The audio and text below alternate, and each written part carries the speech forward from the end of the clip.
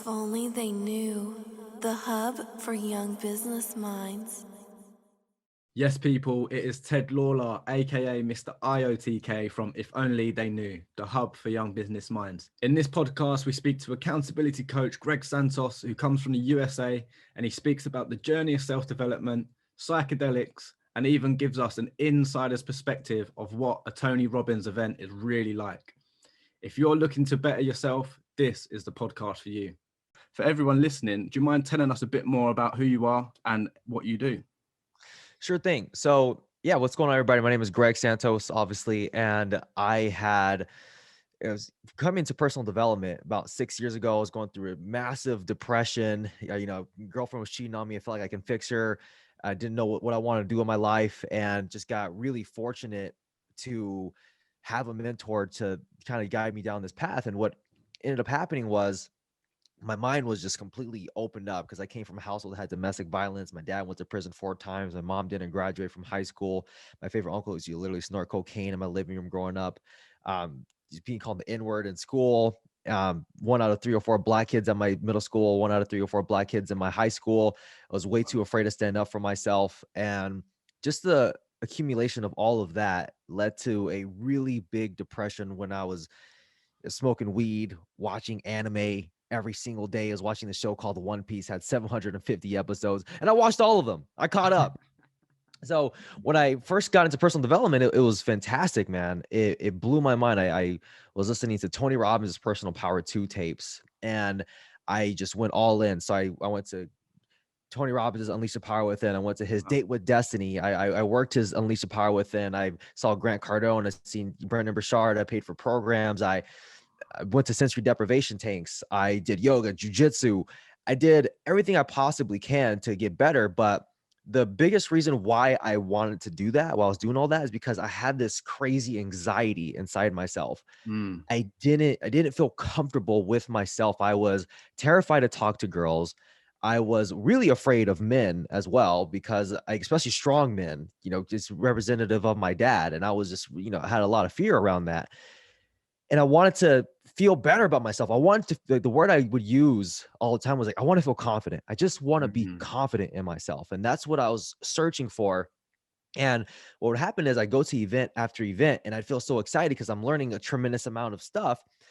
And I would go to this event or invest in a program or course, and then I find myself back to where I was just a couple of weeks before. Like that excitement would die down and I'd slip back into my old habits. And that kept happening over and over and over and over and over again. It took someone else to actually point that out, that I was in this loop.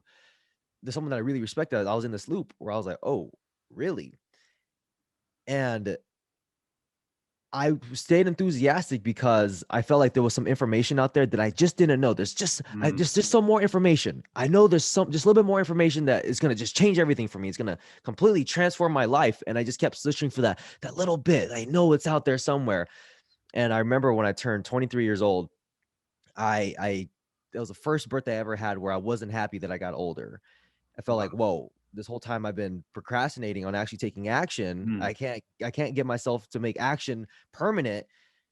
And I just felt really down about that. And I remember I went into my brother-in-law's office. My brother-in-law is the CEO of a digital marketing company. It was on my birthday, 23rd birthday. And I remember he was in his doorway. And I was happy because, I know his employees and they were wishing me happy birthday, which was awesome. And I see him and he gives me a blank face. And I'm like, oh, you must not remember that today's my birthday. And I was like, what's up, man? And he just looks at me and he goes, this is the year of implementation, right? And I'm like, oh, you're right. You're right. It is. So then I was like, all right, how do I make action taking permanent? How do I make this to where like I go to an event and I actually apply it, but not only just apply it, but I apply it for a long period of time because I keep fizzling out and I can't figure out how to keep this going. So I found somebody who had the results that I wanted. Tony Robbins says, if you want to have, specific results, the best thing you can do is find someone who has those results and figure out a way to be around that person and learn from that person. So I found a coach and it was like $2,700 for a weekend of coaching. Wow. And I changed my job. I worked super hard, 50-hour weeks, working in sales, going just berserk. There's like so many days where I was just mentally beat up, but I was able to do it. I was able to do it. And that boot camp really just transformed my life. Today, I've been waking up at 4 o'clock in the morning since September 30th, 2019, every single day. Wow. Over 350 days of meditation, 300 days of writing down my goals every single day. A year and a half, every single time I take a shower, I make sure it's a cold shower at the end. I've been taking 3-minute cold showers now for 11 months.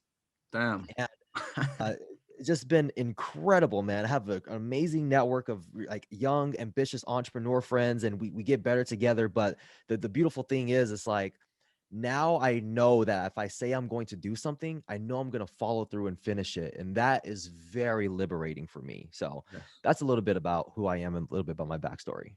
Damn, son, I love it, mate. This is exactly why I wanted you on. When you reached out, like I said just before we started recording, I knew you was the guy to come on and start off this season 2 with a bang. So thank you for that. There's so much to unpack there. But if you don't mind, I always sort of like to rewind the clocks a little bit and dive a little bit deeper into the backstory of a person to understand who they are truly today. And especially in your case, you have such an interesting background. Like you said, obviously the stuff about prison, drugs, the abuse, just I guess like the pure pain and trauma that you would have experienced. So if you don't mind going a little bit deeper into that, like what was that like? Because I heard your dad was a Crip, is that right? Yeah, 100%. So Wow. I grew up in a household that had domestic violence. My dad is a Crip, present tense, only Hispanic in his gang. Wow. He went to prison 4 times. Again, my mom didn't graduate from high school. Favorite uncle used to literally snort cocaine in my living room Yeah. growing up. And I didn't have, great role models. When I was growing up in East LA, I remember I was on the playground. We We're playing basketball, Mhm. and just out of nowhere, the game stops. And I remember this one kid just came up to me like on half court and just pushed me, and he just called me a fucking nigger. What? And I remember just like freezing, and everybody's watching me like, what are you gonna do? Yeah. And I was so afraid. I didn't do anything. I just backed down. I was too afraid to stand up for myself. Wow. And I remember when I was in high school that I always wanted to be liked. I had this big feeling in my body, like I just want to be liked by people. I just want validation. I want to feel good about myself. Mm. And I remember I was at a party with this guy, or like with this group that I really wanted to be accepted in. And I remember I really looked up to the leader of that group. And I remember we were in the garage and we were smoking weed. And I remember he goes, "You know what, Greg?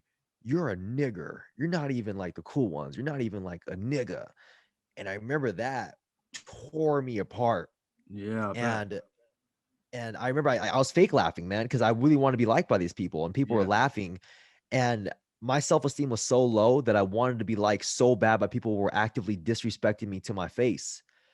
And that was really rough. And then going after I graduated from high school, I went to community college. A lot of my friends, they were going to universities. They were posting pictures of them in their dorms, having a fantastic time. And I was, as I mentioned, man, I was going through a breakup with this girl who I saw her cheat on me like in person at a party. It No. was like and like face to like I was like right there. I saw it. It was that was tough. It took a couple years to get over that one, but I'm Yeah, good now. it's so But direct though, isn't it? Everything you're experiencing is like straight in your face. It isn't like you're hearing stuff like in like rumors or in the background. It's literally just like boom, right in front of you to your face. That must be soul shattering almost. oh yeah, man, it was like one thing after another after another. And then I remember I always had this happy clown kind of persona. I was always like the happy guy, right? Because that's how I coped with the discomfort, like ease the tension through humor. And I always had this image that I try to uphold, that I don't get mad, I don't get frustrated or sad. Even if I did feel those emotions, I always try to mask it with happiness. And one night I hit my bottom, and I was like, I gotta tell somebody about this.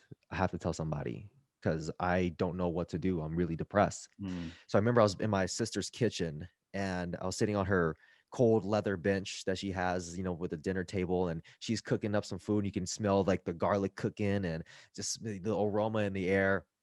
And I remember just being so nervous to tell her. And I said, "Hey, I'm depressed." And I was so afraid to say that. And I remember she looked at me with eyes of empathy, and she's like, well, what's going on? And I told her everything. And I said, I'm thinking about asking my brother-in-law for those motivational tapes that he plays. And I remember he walked in the door, and I was so nervous to ask him for him, but I asked him for him. And I remember driving home in great desperation the night for a change in my life. And I remember I popped in that CD, and then the 90s music plays, and then you just hear, hey, I'm Tony Robbins, and welcome to Personal Power 2. You're about to embark on this journey. And the rest is history, man. That was 7 years ago. Wow. And my life has just changed dramatically because of that. Yeah, that's insane. And am I right in saying also that you wanted to be like like you said, you had that sort of comedic element in you, that joker, that jester. You wanted to sort of almost, like you said, portray that funny guy. So all the bad stuff would reflect off of you. And I think that is sort of a common characteristic of those that go through trauma. They always try to attach themselves to another persona, just like you said. So then that way, any sort of negative stuff that comes towards them, they can say, oh, it doesn't matter, like I'm the joker, I always laugh at stuff. And like you said, deep down inside is sort of breaking you. But on that, I think when you go through such a traumatic experience like that over time, like you said, directly face to face, like soul destroying stuff, I think over time, if you learn to deal with that, it actually makes you a so much stronger person. And you are living proof of that. Thank you, man. It wasn't easy. It took a lot of diving in deep. It really started because I'm a big fan of Joe Rogan, Yeah. and he would talk about sensory deprivation tanks and just talk about like having like a psychedelic experience to them. And I've never done psychedelics up to that point. I was like, well, I don't know how to get a hold of these, so I'm gonna go into these sensory deprivation tanks that he's talking about. And I remember when I went in there, things started coming. For those that don't know what a sensory deprivation tank is, it's like you're in like the salt water. So you're floating. The salt water is the same temperature as your skin. It's completely pitch black. There's no music or anything like that. And you're just lying down, floating for 60 to 90 minutes. And during that time, all of these thoughts that you've been suppressing or, throughout your life, arise, and you can't run from them. You just like, oh, wait, like that's been bothering me. And then you work through them, and you're able to observe them without judging them. And I've done a lot of healing. I've gone to sensory deprivation tanks over 20 times. Wow. I also have done my fair share of psychedelics as well. That was really essential for my healing. I don't really I don't recommend people just go try them. If you feel a calling to them, hey, I suggest you do your research and make your own decision. But for me, it made sense for me and what I wanted. So that was big for my healing. I am interested in that. I know sometimes on most other podcasts, as soon as you say psychedelics, they're probably like cut. But on this, I'd like to dive a little bit deeper just into that. Beautiful. What was you doing? Because I know a lot of people out there listening to this, they may actually be interested in doing their own research, like you said, which I would also highly suggest as well. Don't dive straight into it. But what, if you don't mind, can you tell us some of the stuff that you was doing? Was it DMT? Was it the toad? Was it mushrooms? What was it? Beautiful, man. And I'm glad because this is like a big thing that it's like really close to my heart. Like psychedelics really just was a big catalyst for me in my life on top of the personal development stuff. So I first did LSD. It was the first one I did Wow. in January of 2017. And I'll never forget. I remember I did it with my best friend at the time. And I remember I was in the back seat for we had a babysitter, someone who was watching over us. And I remember looking at myself from the third person. I remember myself going to the gym. I remember seeing myself in the corner of a room walking into my buddy's house. And I remember like seeing myself like how I go through my life. And I remember just having this feeling like you are not happy. You're not happy. Yeah. And then I started thinking like, well, like who is it that I want to be? Like what kind of person do I want to be? How do I want to be seen when I walk into a room? How do I want to carry myself when I go somewhere? What do I want out of life? And I remember I just imagined like the kind of person that I want to be like. And I remember I had this like really soul crushing realization where it's at like I remember I was lying there thinking, and the realization that came to my mind, I was like, all right, well, if you want all of that, you have to stop hanging out with your best friend. And my best friend was in the passenger seat of the car I was in, and he was also taking it with me. And that was like, what? Like, and it was like, you're so right. You're so right. Like, I have to stop hanging out with this guy. And I love him to death. And I had to have many conversations with people that I love to like talk this through. Like maybe I can help him, maybe I can do this, but like he didn't want to change, and I Mm. wanted more. And that was one of the most difficult things I had to do, is just stop hanging out with him. So that was a big one. And then I've done mushrooms. Mushrooms have been great. I personally like LSD more than mushrooms. I've done DMT as well. It's a funny story. I went back to community college to learn more about psychedelics. Really, no, no, no. I took a class in community college about drugs, right? And psychedelics was part of it.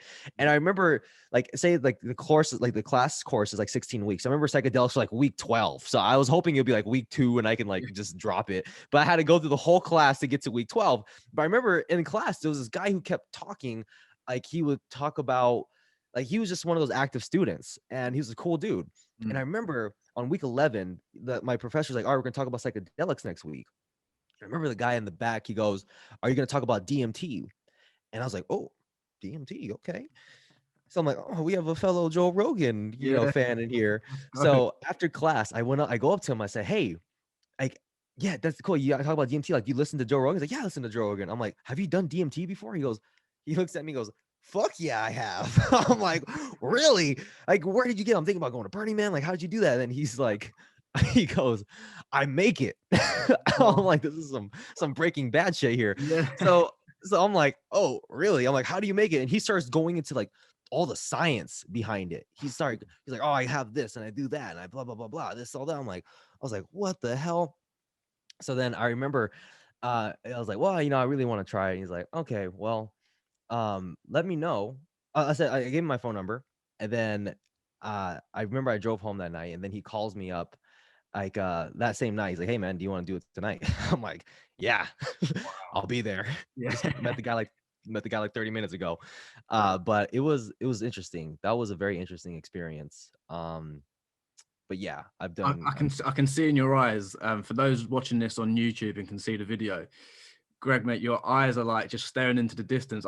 I know for a fact you've seen some deep stuff whilst on these trips. I can tell your eyes are like glistening. You're looking off in the distance. I can see it's all just flooding back to you. So yeah, how yeah, dude. impactful were some of those trips, especially like we're talking about today, in terms of sort of that self development and learning stuff about yourself and changing yourself. Yeah, you see, the thing is, we have we have so many things that happen to us in our life, and we don't fully process a lot of the things, because if you think about it on a day-to-day basis, we're just constantly just filled with so many distractions Mm. that we have so much things thrown at us, like social media is so addictive. Like we can't help but as soon as we open our eyes, it's like Facebook, Instagram, TikTok, like let me catch up. And then after that, it's like, oh, let me watch the news. What's going on in the news? What are they talking about with what's going on with the pandemic and all these different things? And then it's like after that, it's like, oh, you're feeling uncomfortable, you might watch TV, you might watch some porn, or you might watch you just go through your whole life distracting yourself. Mm. And one thing that's really difficult to do is to just sit with yourself and to process a lot of the things, because we all go through tough times in our life, like all of us do. You have so many things that haven't been processed, and we don't even realize that these things are having an effect on us. We have no idea. Like it's kind of like the refrigerator hum, right? It's Mm. always in the background, but we never pay attention to it. We don't hear it most of the time, but it's always there. That's the same thing with your trauma. And psychedelics really made me go back and visit that and process that, and to look at really traumatic things that happened in my life and thinking, oh, that's why I behave this way. That's why when my relationships, I'm like this. Oh, because I can point it back to a specific moment. And the thing is, those moments are so scary to go back to, like consciously. What psychedelics had allowed me to do was revisit those memories, but from a non-judgmental and a non-emotional standpoint. Now I'm able to look at it and be like, oh man, yeah, that happened. And then I'm able to, process it with more love and to be able to accept it. And then part of me heals. Now I'm able to go through my life like a little bit more healed and lighter, and not trying to feel so guilty about this thing or feel like so much emotion towards a specific event that's still having an effect on how I deal with my relationships, on how I go about certain things. Maybe I'm trying to protect myself because of one thing that happened to me 5-10 years ago in a random instance. And those things carry on with us. So psychedelics really helps you alleviate that and let go of that. And so you can go into your days where you don't feel so much resentment, you don't feel so much anger. You can go into the days with so much more love. And I still have some more to do. I'm actually planning an ayahuasca ceremony. I've never done ayahuasca. I really want to, but I'm looking to go down to Costa Rica and doing that really soon. That would definitely be intense, because that's, if I'm right, that's a lot more of a long-winded sort of process, isn't it? And Oh, you yeah. can sort of dive a bit more deeper and stay deeper for a lot longer. But one thing I wanted to point out that really struck me during that bit was about, it's almost, I've been thinking about this a lot lately as well. So it's a coincidence that you say it, but it's almost about destroying or subduing your ego. And I guess Mm. that's what you touched on there, sort of being able to, well, just being able to go back on your thoughts and your memories and deal with them, like you said, from a non-judgmental standpoint, rather than going back and saying, yeah, I did do that when I was 15, but he was in the wrong and she shouldn't have Yeah. been there and blah, blah, blah. I guess what you're saying is destroy the ego, whether you, it helps with psychedelics, I guess, but whether you do it with drugs or not, destroy your ego, look back and stuff and say, okay, what did I do wrong? What could I have done better? What could I have changed? Stuff like that. Absolutely, man. You know, because like the thing is, you see something, a situation where you feel emotionally charged by it, like you Mm, feel anger, resentment, or like sad or whatever it is, and it's like this big old ball of energy that's like in the back of your mind that you suppress. It's kind of like a basketball that you put underwater, and it just keeps wants to come up, but you just keep forcing it down. It takes a lot of energy to force it down, and you're keeping it down there, but it wants to surface, and it's not like ignoring it is going to make it go away. Like it's still there. mm, And what the ego wants to do is the ego wants to compare. The ego wants to make ourselves feel right. The ego wants to be like, I'm superior. It's me, and then there's others. People don't understand me. I'm different. And the ego thrives off that. The ego thrives off of pride. And the thing is, like, you're not going to have massive success through having tremendous amount of pride. You're not going to have massive success by hurting other people. Like what success does boil down to utilizing the people that are around you, giving as much value you possibly can, giving them as much love, helping other people out, and also receiving that as well. But it's hard to do that when you're so hurt by past experiences that you haven't processed yet. And to be able to look at that like, okay, where was I in the wrong on that? How did I help contribute to that situation? Or what was so out of my control that I couldn't do anything anyway? Can I forgive myself for that? Can I revisit that? And it's so scary to go revisit that, you know, because I told you, man, I came from a household that had domestic violence. You know how challenging it is to go back to relive those memories of my dad attacking my mom and see like and being powerless as a kid, like 6 7 years old. And I'm so weak and there's nothing I can possibly do to stop what's going on. And to go back in my mind and just I even right now, even I close my eyes and I imagine it, like I still felt like ooh, in my heart. mm. So I still have some work I got to do in there, right? And there's still some healing I got to do. And I feel like the ayahuasca is going to really help me out with that. But it's you got to like there's no way you're going to make tremendous amount of progress without doing what's hard. And I think one of the hardest things you can do is accept like it like if I'm going to do this, like it's up to me. If I'm going to be successful, it's up to me. If I'm going to live a happier life, it's up to me. And the only way to do that is I gotta make sure I process the things that are anchors in my life so I can just be free of that and live more happy throughout my life. And I can enjoy my work more and I can be more engaged in life. I can give more to those I love, you know. And here's another thing. I've been so focused on results. Like I want this, right? Which is awesome. You should have goals that you're working towards, but you don't have to suffer your entire way to get to your goal. Like Mm, you can enjoy your life, you can be engaged in your work, you can enjoy your work. You know, there's gonna be tough times where you have to be disciplined and there's things you're not gonna want to do. But for the most part, only thing that can exist is right now. And this is like right now is the playing field by which you live your life by. And why would I want to spend so many days just hating and not liking my life? How come why can't I just like my life, enjoy my life, and also work towards my goals? And just feel like I'm enjoying the entire journey of it. I'm not trying to get to a destination. I talked to my mentor yesterday and he goes, "Just know this, man, you're never going to arrive. Mm. There's always, once you get to that next level, there's always going to be something more that you want, something more. So you might as well just enjoy the ride while you have it, while you're here and you're alive. I love that, mate. And just before we get a bit more sort of specific about accountability and the importance of accountability, I want to just quickly touch on something and just sort of reiterate something you said earlier about the fact that you had to like almost lose your best friend. And it is something you just touched upon just there as well. Like, with this journey of self-development or improvement, whatever you want to title it, I think this whole journey from starting from the bottom and working your way up, even if you don't reach the top, you get halfway, but that sort of advancement upwards, I think on that journey, like you said, it can be very easy.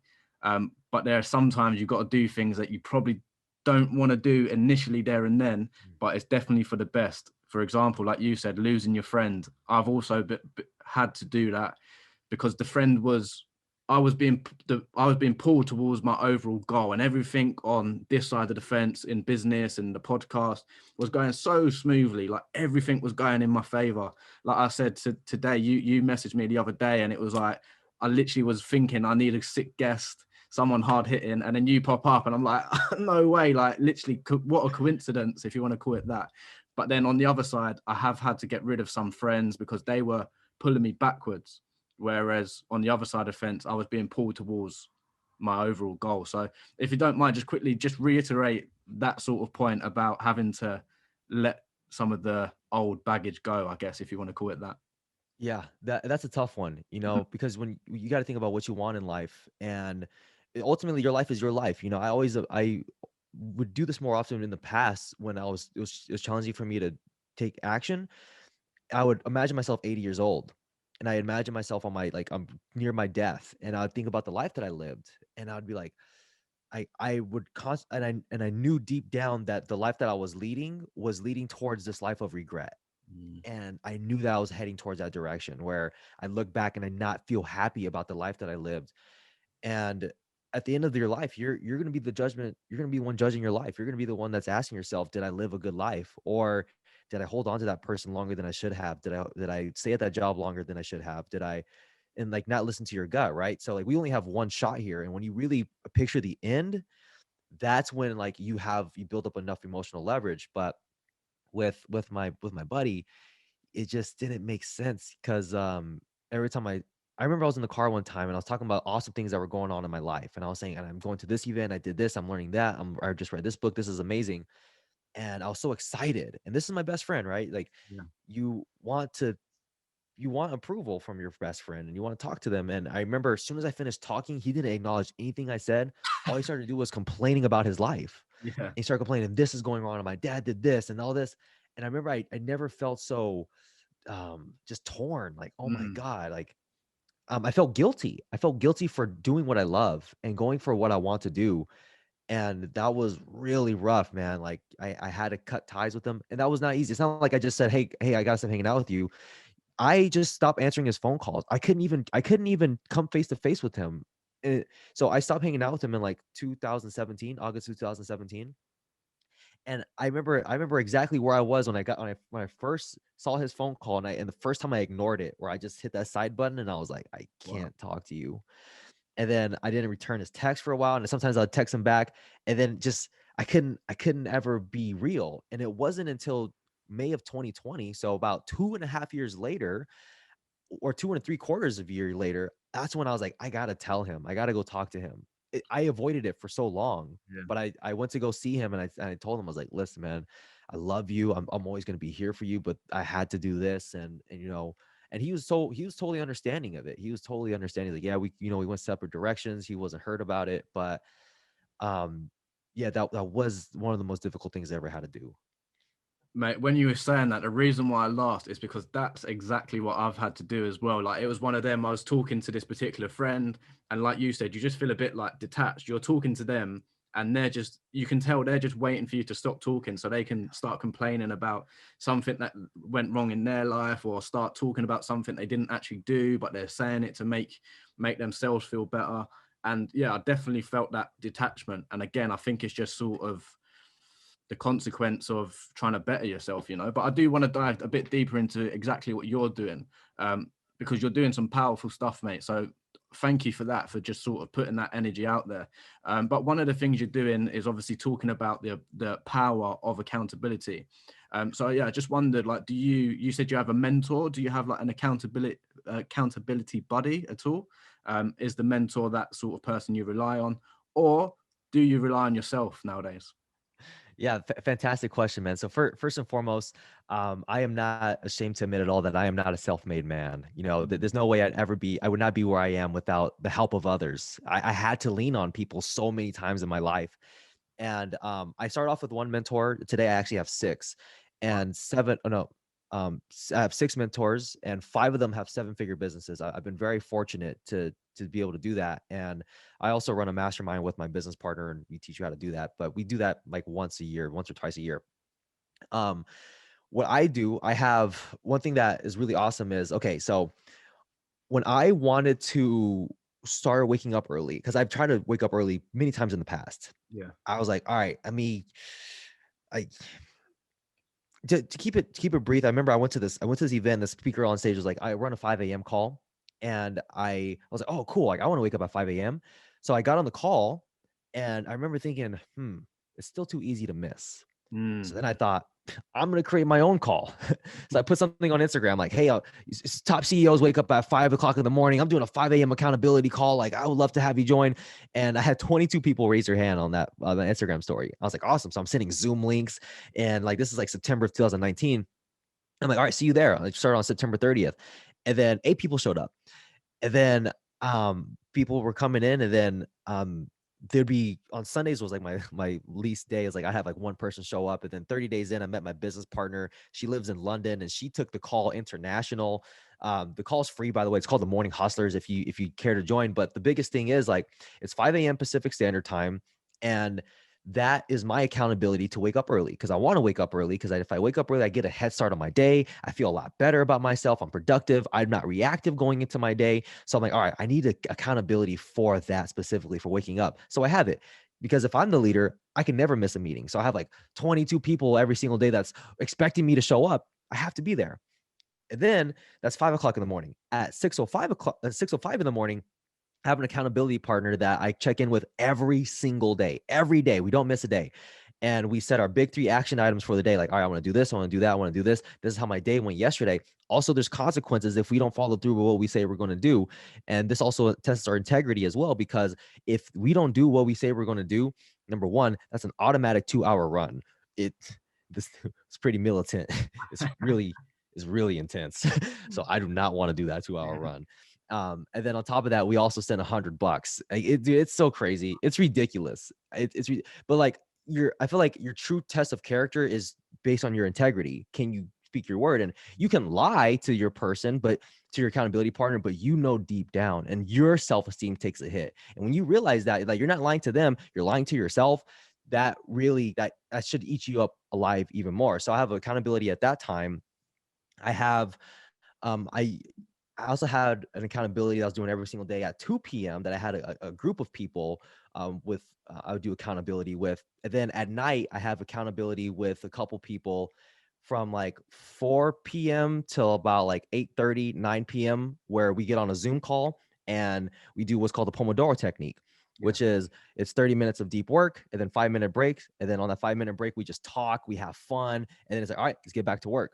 But we do that every day. I love it because we have discussions, we have breakthroughs. It's amazing conversations, and like I get to work through certain things. So I have like 4, maybe 5 accountability systems set up. Accountability is everything, because naturally humans, we're lazy. You know, our brain is not designed to thrive. We have a 200 like hundreds of thousands year old brain, right? Like our brain is designed to conserve energy as much as possible, because if you took a risk in the olden days, or as our ancestors are living, that could mean death, right? So we don't want to take risks. We don't want to move forward.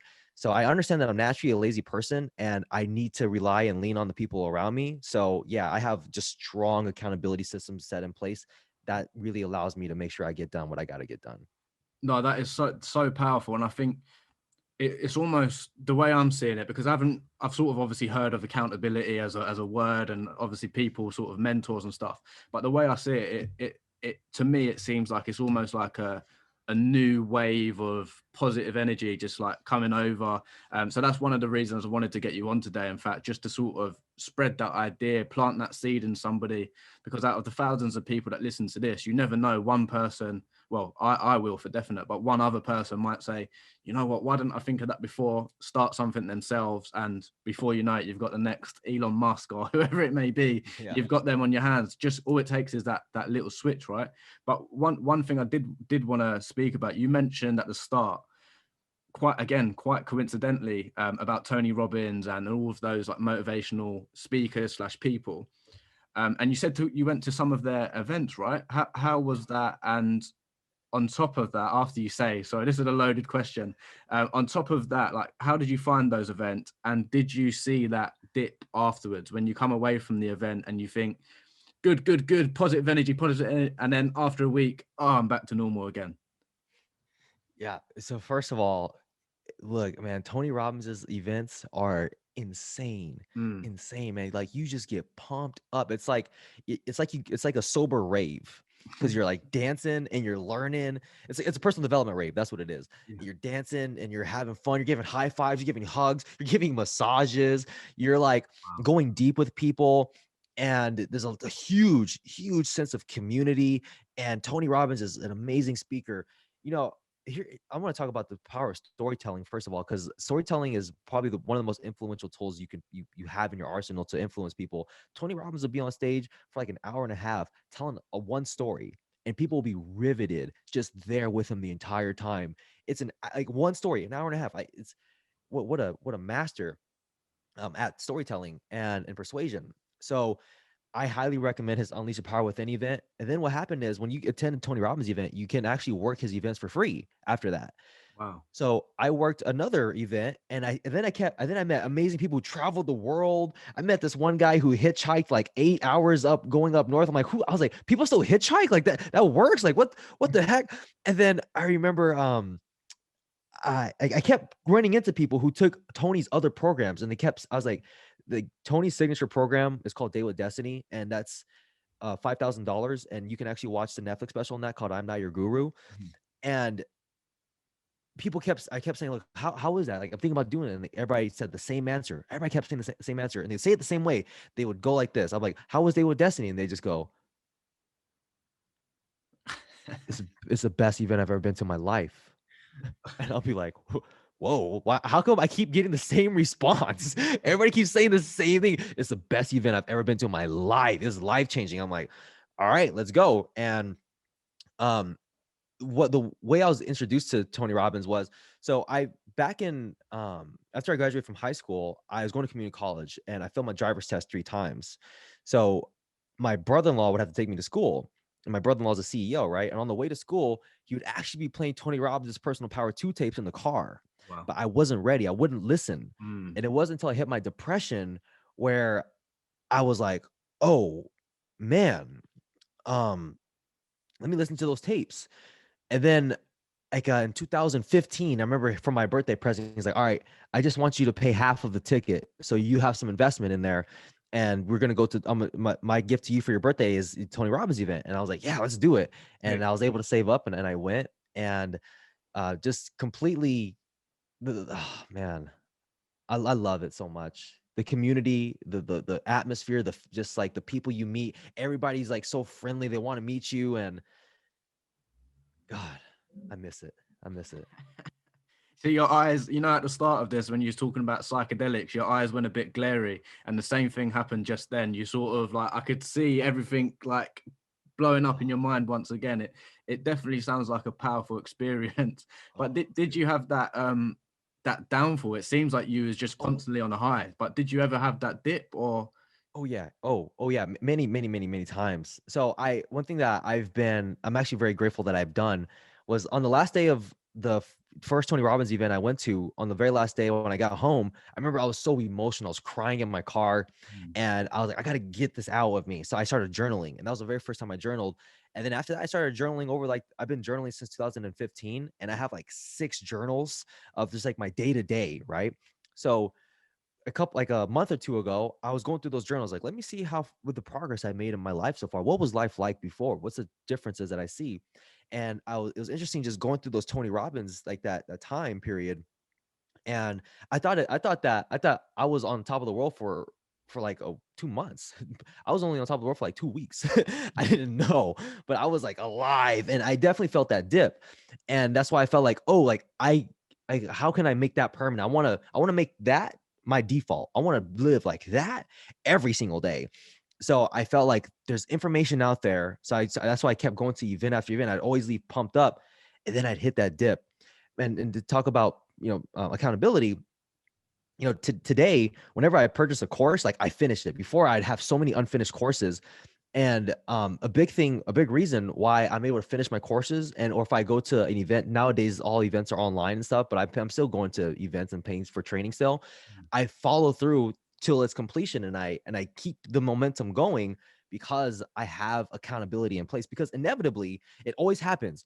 Like, emotion is so fickle, right? Like, you're gonna feel pumped up, and inevitably, like, my biggest mistake was thinking, how can I make this permanent when it's not going to be permanent?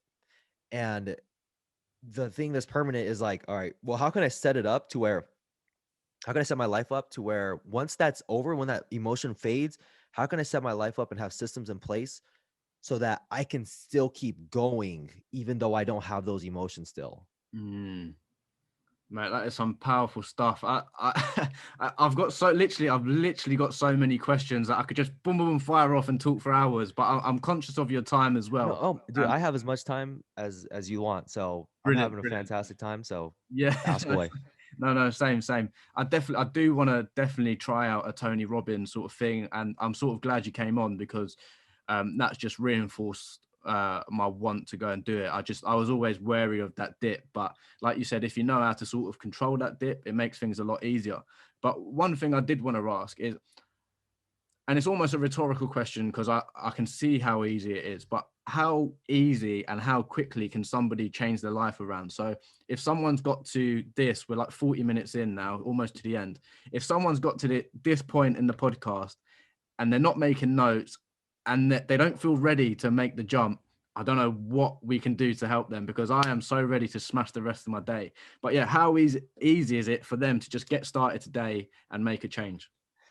All right, awesome. That's a fantastic question, man. Thank you for asking that. So, a big one is, look, there's no change that's going to be made in the long term Mm, without emotional leverage. mm, So when I go back and I look at my life and like my depression that I had, right, where when I went and listened to Tony Robbins tapes, I listened to Tony Robbins before I ever before I actually took action.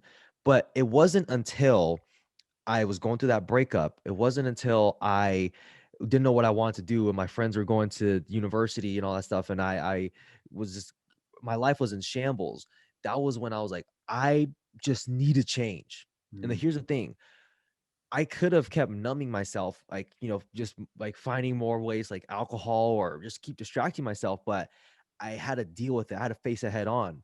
Again, this goes back to the distractions, because if you don't face the stuff that's wrong in your life, because we know it in the back of our head, like, no, I don't want to deal with that. I don't want to deal with that. I don't want to deal with that. But you have to deal with it, because the more you let that stuff pile on, it's scary. It's scary, scary. But mm, the more you let it pile on, the more you see, oh, I don't like this part of my life. I don't like that part. I don't like this part of me. I wish this was different. I wish that. Listen, all these things pile up. And now these are what create what MJ DeMarco calls a fuck this event, where in your life where things are just so messed up, where you just think, fuck this, I need to change, I'm ready to change. And understanding that there's not going to be massive change without emotional leverage. You have to have a strong reason why. mm. We do things out for two reasons, either to avoid pain or to gain pleasure. But we will often do more to avoid pain than we ever will do to gain pleasure. So if we are in just a really painful state, if we sit with ourselves and see all of our insecurities and we see everything that's messed up and we sit with that and we really let it boil in, then like you're like, there's so much pain there. You're like, I just don't want to be here. What can I do to get away from this? As much as I possibly can. I hate this here. I hate it here. And then with that emotional leverage, it builds up. You start looking for solutions. Like, how can I, like, what do I need to do to escape this? And that I can improve on my life. And I've had that event a couple times in my life, like with the depression, with like when I hit 23, I was like, yo, I keep doing the same thing. I keep learning and then fizzling out. What do I have to do?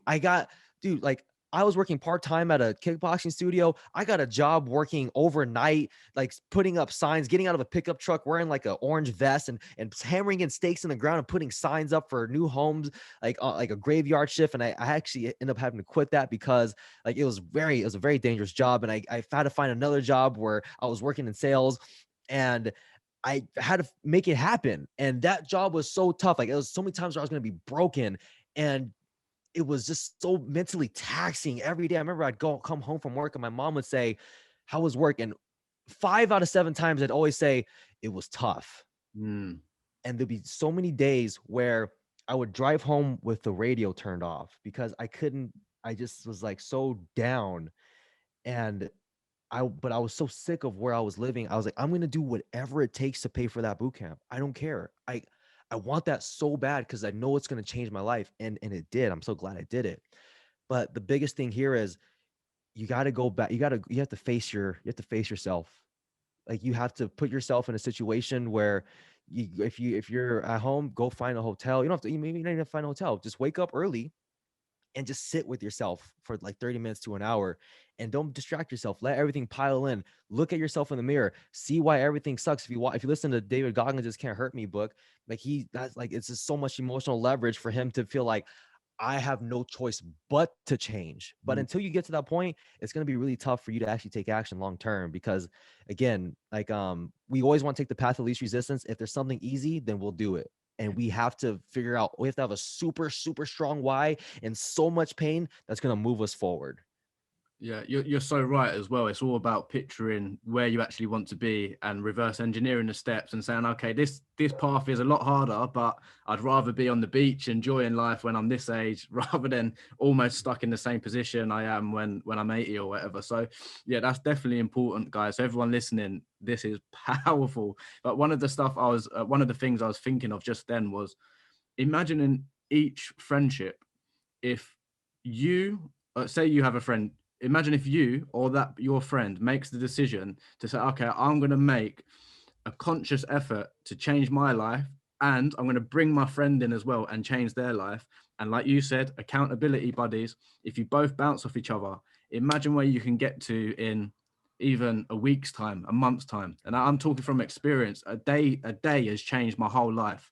One day I made a decision and boom, by the come the end of the day, I've changed my whole life around. So yeah, imagine, this is more for everyone listening. Just imagine you just make that decision, boom. Next thing you know, a few weeks later, you've made it, you know? You really can actually, yeah. And think about just how about one day you decided to run a podcast, right? You made that decision one day. How much does that change your life, right? It's like one decision one day, and then boom, you're having amazing conversations. You learn so much. You network with amazing people.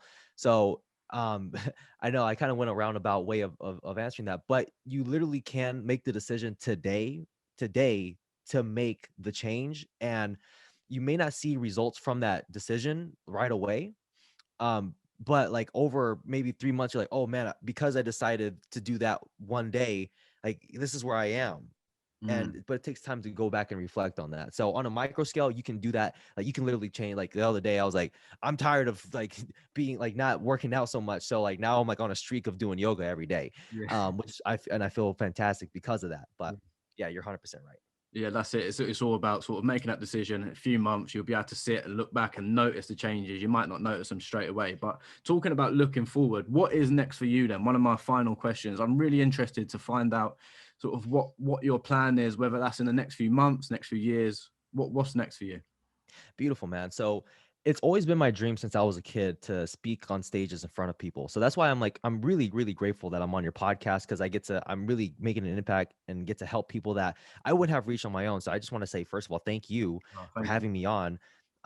That's the biggest thing, is I want to be able to travel the world and speak on stages and help people, resolve these different things, because like, man, like so many, like 4 out of 5 of my middle school friends dropped out of high school, and I wasn't around so much. Like I'm just so lucky to be who I am and where I am. Mm. It doesn't pan out like this for everybody. And I have been given these like keys, these whatever secrets, whatever you want to say, like that really helped me get to where I am. And it's like, wait a second, it would be a massive disservice to everybody if I just kept this to myself, or if I didn't at least help out and help other people realize, like, you can truly live the life that you want to live. You can do what you want.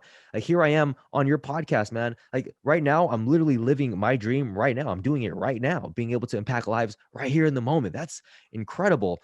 So that's what it is long term, and traveling with my business partner, and doing amazing things with my friends. Right now, where I'm at, I am, it's interesting. Here's the interesting thing for business is asking your, first of all, asking your audience, what is it that they want? Because I've been creating things. I'm like, oh, I think they would like this, and I'm really good at this. And then I throw it out there, and then it's like crickets. And then I kept hearing people say, hey, Greg, how do I become a better storyteller? How do I become this? And I'm like, what? Like, who? Wait. Who would like to be a better storyteller? And like, so many people are like, I would love to be a better storyteller. Like, can you teach me? I'm like, what the heck? That's like totally opposite of like the direction I was going. I'm like, well, if you guys want that, I'll give it to you. So right now I'm putting together a storytelling workshop, just to teach, my audience, and help out, and helping people influence through telling stories. And um, I'm also looking, the big thing I want to do this year. There's two big things. Number one, make it down to Costa Rica to do ayahuasca ceremony. And then number two is I want to make it out to London and hang out with my business partner in September. Hopefully I can make both of those things happen. That sounds sick, mate. I'm also in London as well, so maybe I might Oh, stalk you when you're in London. Come and find you. dude, let's do it, man. Let's do it. Let's meet up, man. Let's do it. I might come. I might come to Costa Rica one day, but I don't think I'm brave enough just yet. But one of the final things I wanted to say, it's a hard hitting question, but it's one I ask all my guests. What do you want your legacy to be?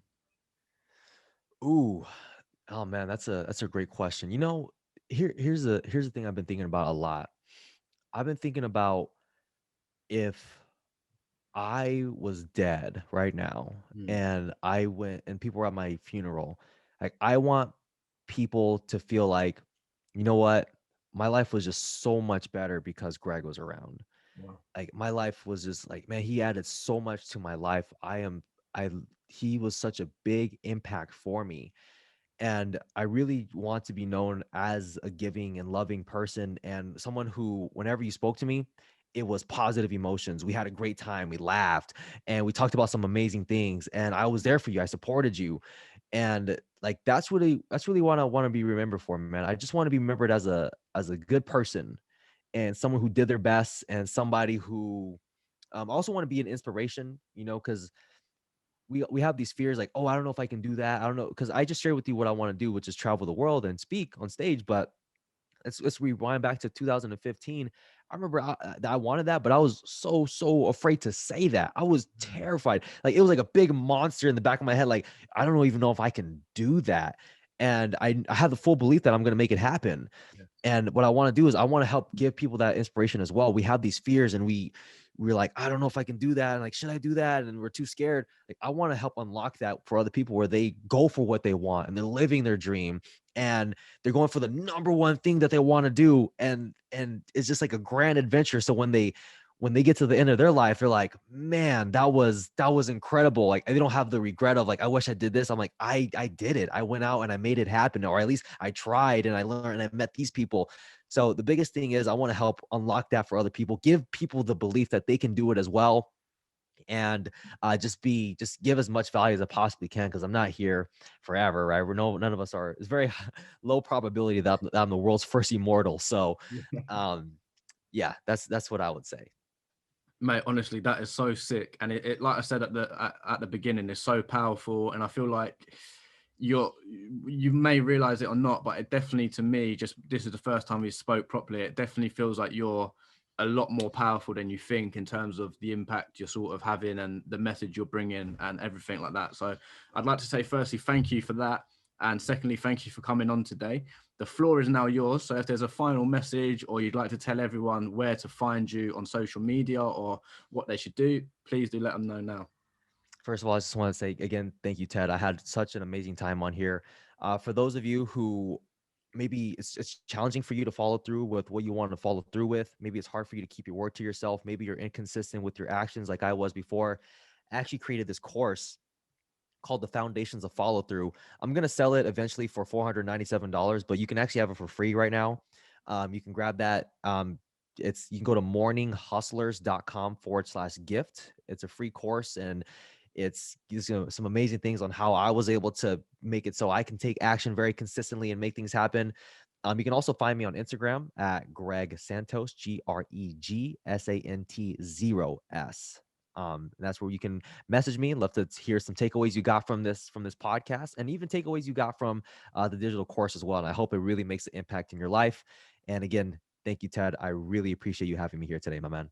No, brilliant, mate. It's been a pleasure. I'll put all your links and descriptions in the box below on whatever platform this may be on. I will actually do it for season 1. I always said I'd do it and I always forget. So season 2, I will be putting all the social media handles and everything else in the description, I promise. And Greg, you can be my accountability buddy for that. So yeah, it's been a pleasure, mate. Thank you so much. Thank you, my man. If only they knew, the hub for young business minds.